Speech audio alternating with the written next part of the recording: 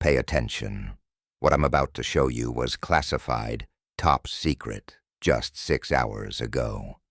A Pentagon whistleblower has leaked an emergency contingency plan prepared by the U.S. military for a Trump 2024 victory, and it reads exactly like a coup preparation manual. Codename, Operation Constitutional Shield. Participating agencies, Joint Chiefs of Staff, NSA, CIA, Secret Service. Mission? If Trump wins, block his access to nuclear codes, halt troop deployments, and prevent the issuance of specific executive orders. This is not resistance. This is the deep state going operational, and Trump knows it.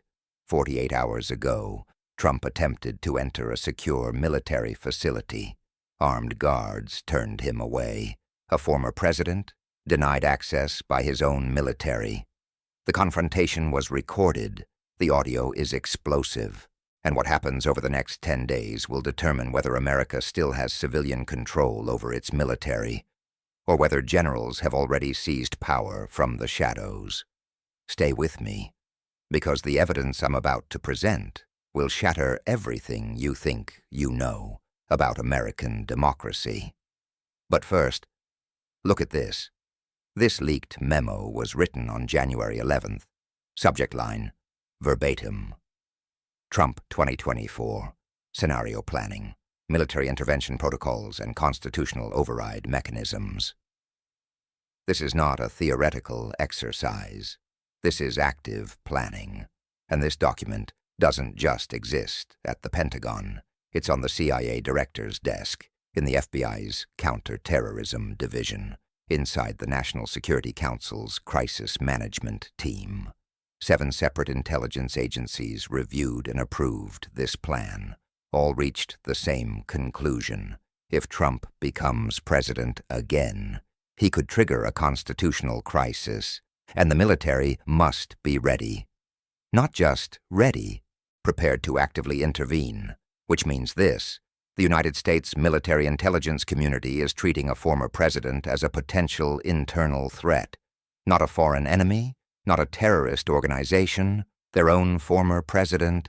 Here's what you're not supposed to see: the document's actual language.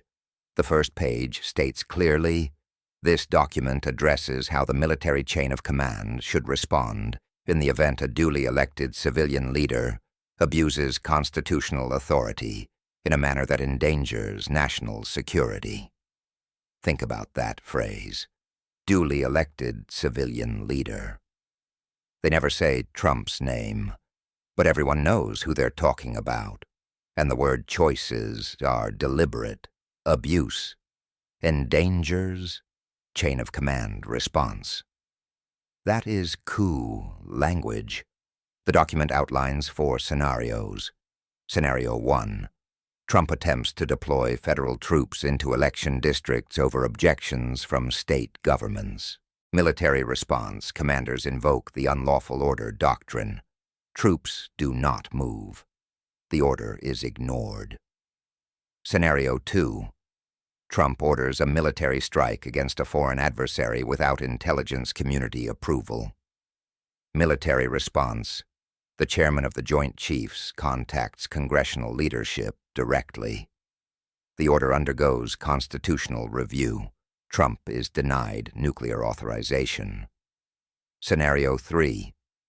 Trump attempts to use the DOJ and FBI to investigate political rivals. Military response: military intelligence coordinates with the FBI director.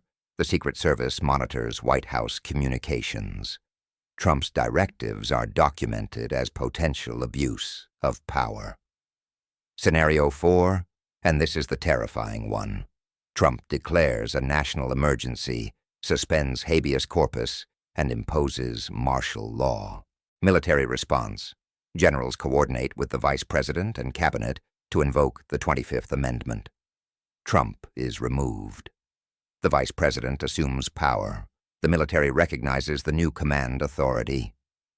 These are not hypotheticals. These are actions the Pentagon actively considered during Trump's first term. And now, they're planning how to stop him if he returns. And there's more. What the leaked document doesn't include is intelligence showing Trump has been building loyalist allies inside the military, recalling retired generals, opening back-channel communications with active duty officers. The plan is simple. If he wins again, fire every general who resists and replace them with loyalists who won't question orders. The Pentagon learned this 6 months ago. Their response? Quietly revoke Trump's access to classified briefings, block military intelligence requests, draft resistance protocols for unlawful orders. Was this all theoretical? No. 48 hours ago, Trump arrived unannounced at Fort Bragg. He requested access to a classified facility. No appointment, no stated reason. Military police blocked him. The confrontation lasted 18 minutes. No cameras, no press. Just Trump, 4 generals, and a moment that may redefine American civil-military relations forever. According to witnesses, Trump claimed emergency access authority, arguing former presidents retain such rights. The generals disagreed. Protocol states former presidents require prior authorization to access classified sites. Trump became furious, accused the generals of treason, threatened legal action, promised to end their careers. Then he said something that froze the room. "I need control of this facility, and when I'm president again, every one of you is gone." An explicit threat, and the general's response. "Sir, you no longer hold security clearance. You are no longer president. You will not enter this facility." Trump left. 6 hours later, the chairman of the Joint Chiefs contacted the Secretary of Defense for an emergency briefing. Outcome? A formal policy is now in effect. Donald Trump is a former president with no authorized access to classified military facilities or information. Any attempt to enter without clearance will be treated as a security breach. Plain language? Trump is being treated as a security risk by his own military. This isn't isolated. It's the latest escalation in an 18-month shadow war. Trump is recruiting loyal retired generals, building a parallel command structure, preparing purges if he returns. The Pentagon discovered this 6 months ago and responded accordingly. Let's talk about Operation Constitutional Shield. The name is intentional. Constitutional Shield. The message: the military protects the Constitution, not the man. The plan is layered. Layer 1, intelligence monitoring. NSA, CIA, and military intelligence tracks Trump's communications, calls, meetings, recruitment attempts. Everything is logged. Layer 2, personnel placement, key positions, strategic command, special operations, Joint Chiefs are staffed with officers vetted on one question. What do you do if Trump issues an unlawful order? Answer: refuse. Layer 3, legal frameworks. Pentagon lawyers formalized protections for refusal of illegal orders. Posse Comitatus, Constitutional Command Authority, Nuremberg Principles. Layer 4, congressional coordination. Secret briefings with bipartisan leadership. Question asked: will you back us if Trump violates the Constitution? Answer: yes, from both parties. Layer 5, emergency action. If abuse escalates, the military is prepared to activate the 25th Amendment. Is this a coup or a constitutional safeguard? Perspective decides. But the objective fact remains. The U.S. military is actively planning resistance against a former president. That has never happened in 248 years. This isn't just about Trump. It's about the balance between executive power, military authority, and constitutional order. The founders feared this exact moment. Now it's being tested live. From Trump's perspective, this is a conspiracy. The deep state is sabotaging him. Generals are undermining civilian control. His argument: I was elected. The military answers to the president. And at a fundamental level, that's true. But civilian control isn't absolute. There are constitutional limits. The Pentagon's position is clear.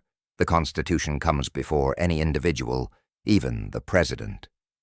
Trump knows this. His response: build loyalists, plan purges. First move: fire the chairman of the Joint Chiefs. Second, replace strategic and special operations commanders.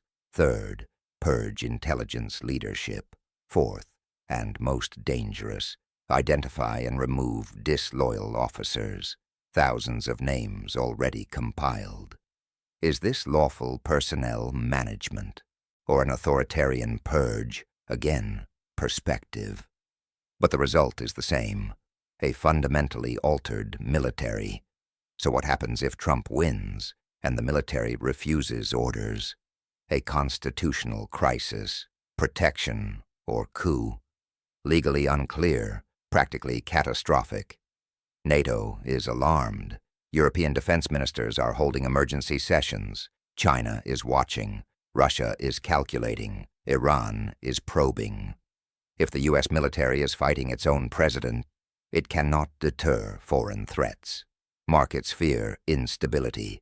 A constitutional crisis means panic, dollar decline, global ripple effects. The Pentagon is preparing. Trump is preparing. History warns us. Pakistan, Egypt, Turkey.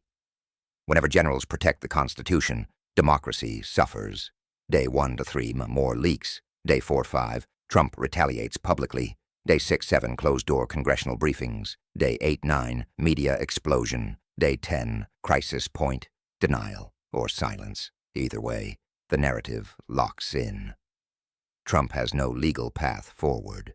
National security privilege shields the Pentagon. Courts won't compel disclosure. Only one solution remains: win. And replace the generals. Who controls America's future? Civil authority or military power? Trump says legitimacy comes from the ballot.